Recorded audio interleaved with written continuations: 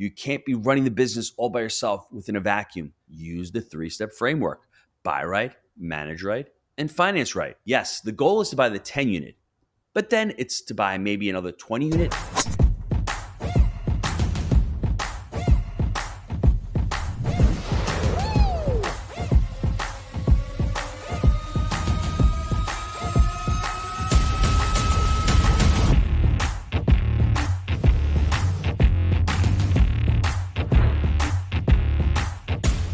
Hello and welcome. My name is Gino Barbaro, one of the co-founders of Jake and Gino. And in this how-to video, we're going to be discussing how to scale your multifamily business. Now, I'd like to start off the podcast with one of my favorite quotes from a mentor of mine as we were scaling our company. We went from that first 25 unit property. Within 5 years, the I'm a guys, I'm going to do this, I'm going to do that. Jake and Gino are at 500 units. Our hair's on fire. We don't know what the hell we're doing. We're growing, but we're not scaling. And I'm going to talk about the difference between growth and scale. And all of a sudden, from 500 to 1,000. And we quickly realized the quote that we want to really live by. Revenue is vanity. Profit margin is sanity. And cash is king. My Italian father once told me, it's not what you make, son, it's what you keep. Boy, ain't that the truth, Dad? And when our mentors hit us with that quote, it really made a lot of sense. In multifamily, you always hear people saying, how many doors you have? How many doors you have? Well, for us, the metric we're really focused on now is PPU, profit per unit. We want to hit between $250 and $300 in profit per unit. What's left over after all the bills are paid? That's money in our pocket. So we really adhere by that. Now, the whole growth and scaling, we actually were really privileged and had the honor of interviewing Mike Michalowicz. Mike Michalowicz has created that Profit First series. It's a great book. Go look up Mike Michalowicz. He's got several books out there. And in the podcast, he talks about the difference between growth. And I'm going to read off what he says because I love it. The way he's explained it is so simple. Growth means adding revenue by adding resources, more employees, more hours, or capital. Scaling means increasing revenue without a proportional increase in resources. We should all want to focus not only on growth, growing the business, but scaling it. And I love how he just separates the two. And I'm going to read one more quote from him. Scaling frees you to work smarter and eventually less. It leaves you with, for me, when you think about it, the whole idea of getting into business is to build something where you have your time freedom back. If you're constantly in growth, and that's something that Jake and I struggled with early on, you're always working. It's very hard for the I'm a person. I'm going to do this, I'm going to do that, to say, I need to start scaling and hiring additional resources and putting in and implementing systems. Jake and I talk about the 3 things you need in a business: people, systems, and culture. And I think all 3 of those are necessary to scale. Because if you're going to hire great people, you're going to have to hire less of them, put them in the right seats. If you have a great culture, everyone's rowing in the right direction. And if you have great systems that you're constantly adding to, that will help you scale. Real simple. I'm the bookkeeper in the business. I'm the property manager in the business. Great. How can you scale by doing that? You have 200 units. Our third deal, we had 200 units. There's no way that Jake can go out and cut the grass at every property. There's no way that he can manage all 200 units by himself. There's no way that he can collect all the rents. In the meanwhile, if you're trying to build and scale your business by buying more properties, by talking to more investors, so you have to start looking at certain ways to scale. For us, it was using VAs. Nowadays, it's so much easier to scale. You have Google Docs where you can have everything in a centralized location. You have, property management software where all of a sudden you can start utilizing that. Jake and I didn't have that. We had QuickBooks, which is good for 20 or 30 or 50 units. But once you start scaling, you want everything in a hub. You want to have management go in and pull out a T12 real quick. You want to have maintenance requests. You want to be able to do maybe some investor platform software in there. You want to have everything in one resource and being able to utilize The technology today will help you scale, not just by going out there and adding additional money, by adding, hey, I'm going to add more units. Work with the units you have first. Build a financial foundation first. I've seen it so many times in Jake and Gino. Students will join the Wheel of Our Profits community and they're like, I want to scale. I'm like, how many units do you have? Just for an example, we have a student named Chad who joined several years ago up in New York. Had a nice little portfolio going on in New York. And he literally said, I don't know how much money I'm making in my portfolio. And I'm like, time out. Before you grow the business and the portfolio, let's learn how to scale it. And by scaling it is implementing systems, management systems. He didn't know how long it took to turn a unit. He didn't know how much it cost to turn a unit. He didn't know how many vacancies he had. He didn't have any KPIs. I think in scaling, you really need to focus on managing it, because if you can't measure it, then you can't manage it. So part of scaling is introducing key performance indicators, KPIs in your business. That's one form of scaling. Now, Jake and I also had the privilege, and for me, it's another one, an honor also, of interviewing a guy named Steve Robinson. Go to the Jake and Gino podcast show. Steve Robinson, we interviewed him twice, actually. He was I think he was a chief marketing officer at Chick-fil-A. He wrote a book called Covert Cows. He talked about scaling. And one thing that has always stood out to me about that conversation that we had with him a couple of years ago, he talked about do not outgrow your infrastructure. And that really stuck with me, because for Chick-fil-A, they started out in 1967. They've been around a long time. And their growth, it took them a while. But some of their foundational principles, I think guy's name is Truett that started the company. He did not want debt. So they're practically debt free. So every time they buy a location or they franchise a location or they continue to scale, it took them a little bit longer. It was a little bit slower, but they held true to their core values and to their culture. That may not work for you, but it worked for them. It was slow, methodical growth. They never outgrew their infrastructure. They never got over their skis. And just be careful in multifamily. It can be challenging because you may go through a couple of years of not doing deals. Hence, that's what happened to us in 2021 and 2022. We had a couple of small deals, a 20 unit, a 16 unit, an 8 unit, a 4 unit. Then in 2023, the floodgates sort of opened. We did a 130 unit deal, a 110 unit deal, and we did a 97 unit deal. I mean, it was great, but we didn't outgrow their infrastructure. We were able to hire. We had the bandwidth because our teams were working on those small properties they were done with. So beware and listen to Steve when he says, don't outgrow your infrastructure. I think one of the things that beginning investors and investors who've gotten in and have smaller portfolios, hence myself, I was here, they don't look at multifamily as a business. That's the problem right there.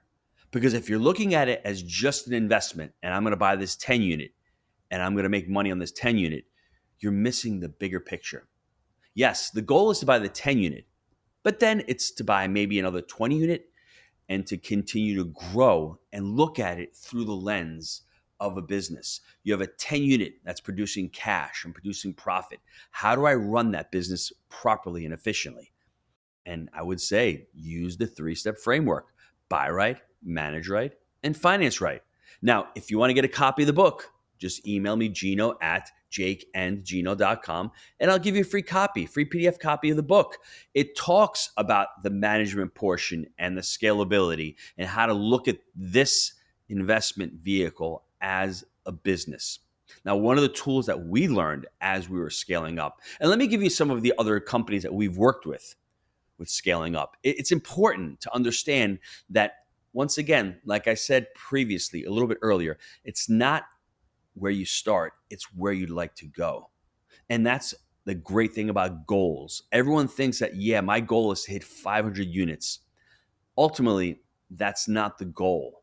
The goal is to become the person or the organization that you need to become to be able to hit those 500 units. And whether you hit them or not It's okay. You will eventually. So for Jake and myself to hit those 500 units, we had to stop being the I'm a guys. After about 100 units, you can't be the I'm a guys anymore. You can't be those boot scrappers. You can't be those two that are doing everything. You can't be running the business all by yourself within a vacuum. You need to change. You need to start hiring. You need to start using different types of software. You need to start implementing right now what I'll call the cadence of accountability. Oh, and before I do that, let me give you those couple of resources that we used. And this is why I love this show and sharing all this knowledge and information with you. It's because I've had, once again, I like to use the word honor and privilege of interviewing some amazing people. We interviewed a gentleman named Vern Harnish, the company called Scaling Up. We've used their company. Was it cheap? No. Was it life-changing? Absolutely. Jake and I weren't born knowing how to scale a company. And Vern's company and organization helped us out tremendously. Now, Gino Wickman is another person that comes to mind. He created that whole EOS traction model. And Mike Payton, same thing. We've interviewed both of them. Go to the Jake and Gino podcast, go to the YouTube page, just type in Mike Payton, type in Gino Wickman. You'll see both of their names pop up and both of their podcasts. Incredible. The whole EOS system to us was revolutionary. We were running around with chickens without heads and going, how are we going to get all this together? Follow their framework. The book Traction is not a book you're going to really listen to an Audible and just sit down and enjoy. It's one of those books that you got to do and you got to implement and you got to go back and read it again because it can be very challenging the first time. And you have to look at it as an investment into the business, into yourself, not an expense. Now, I was fortunate. For us, it was twofold. Not only did it help our business exponentially, we've been able to grow to almost 2,000 units. We have almost $400 million in assets under management without investors. It also helped the Jake and Gino organization and the Wheel of Our Profits community for us to be able to teach students to close over 90,000 units. If you want to learn more, go to wheelbarrowprofits.com, schedule a call with one of the advisors. It's an incredible platform. We were able to use that knowledge and teach people how to manage right. Because once again, it is the three-step framework. You need to buy these assets properly. You need to get them at a good cost basis, understand what buying means to you. You need to finance them. But ultimately, the manage right portion of the business, the operations of the business, which is not sexy, which not very many people like to teach in multifamily. That's where we shine. That's how we stand out. It's because we've done this. We're what we call vertically integrated. We don't only buy these assets, we manage them ourselves. Now, let's get back to the cadence of accountability before I wrap it up, because this to us was life-changing. When you're by yourself, it's you and your buddy, you're shooting the breeze, as we like to say. I was talking to Jake 3-4 times a day. It was constant communication early on, but it was only Jake and Gino. Then we started growing. Then it was Jake, Gino, and Jen. Then it was Jake, Gino, and Mike. Then it was Jake, Gino, and Mark. All of a sudden, things start getting lost in translation. This is where the cadence of accountability for us came in. We started having daily huddles, 8:45 in the morning, 15 minutes with our team. And I did this on the Jake and Gino side, the education side of the business. Every 15 minutes, daily wins, challenges, what you got to do today. And if you're saying, well, my organization is too big, I can't do that, or it's hard, I promise you, just give it a try. It's incredible what it does. All of a sudden, the lines of communication are there all the time. Well, next thing we do is we had our weekly, what Traction calls L10, level 10 meetings with all of our team members. You have property managers, you may have head of maintenance. We had, office operations, all the different coaching general people that we had on. We'd have weekly calls with them where we would go over our quarterly priorities. We'd have our, weekly challenges, and what we'd have is a parking lot. So every time I got an idea or Jake got an idea, we wouldn't machine gun the team and say, this is what I need, what we got going on. Put it in the parking lot of the document that you create for your weekly huddle. And all of a sudden, at the end, when the meeting comes across, you're like, oh, great. We got this meeting, this parking lot, this idea is phenomenal. We've got too much going on. Let's push it on to the quarterly meeting. before I get to the quarterly meeting, we also have a weekly huddle with the executive team. Every week, we spend between 30 and 45 minutes going over our rock habits, going over our wins, our challenges, going over all the KPIs we set and the quarterly priorities we've set every week to see where we are, to hold us accountable. And then on top of that is the quarterly priority meeting. Now you may be saying to yourself, I'm by myself. I mean, do I need a quarterly priority meeting, or I may just have another partner? To me, I think you do, because a priority for the quarter is something that takes more than 8 hours.